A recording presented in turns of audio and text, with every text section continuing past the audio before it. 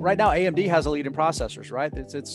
They've taken a competitive position, and it's Intel's taken a bit of a beating, right? Yeah, we were talking about this earlier today on Motley Fool Money, and just because of the service and next gen super cycle that I'm running, Intel's been a company that's been on my radar, at least to learn more about and sort of follow along. And I think you're right. I mean, they are losing share. They're becoming a little bit less part of the conversation, and part of it has to do.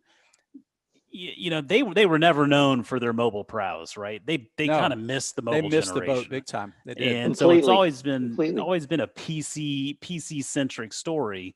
In what they decided to do at some point or another, they felt like, okay, we need to make this shift to become more of a data centric company and focus more on the data center, because they could see that's where things are going with cloud computing and edge computing, the value in data centers and getting all of this data to and fro. I mean, there's a lot of value there. So they're making that effort to become a little bit more data centric, which is fine.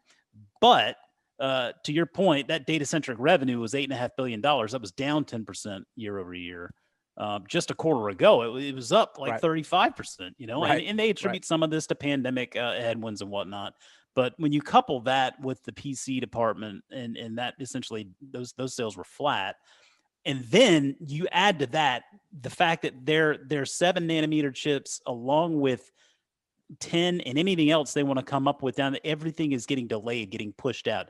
They're not executing, right? And so anytime you're not executing, someone else is going to come in and fill that demand. And with companies like, whether it's AMD, if you got talk of AMD with it potentially merging with Xilinx, you've already got NVIDIA talking about they're going to merge with ARM. So Intel, they're kind of being left out in the cold here in a number of different ways. It's not to say that their day in the sun is done.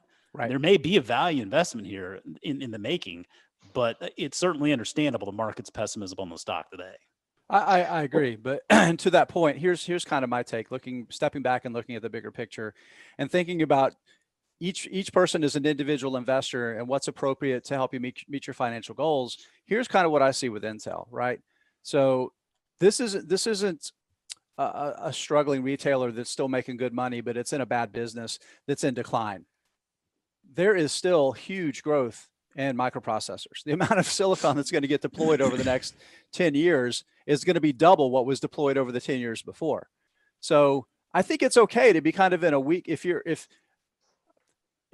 going to be going through a bit of a transitional period, if you're in a great growth business, it's okay, right? And I think Intel is going to remain really, really relevant.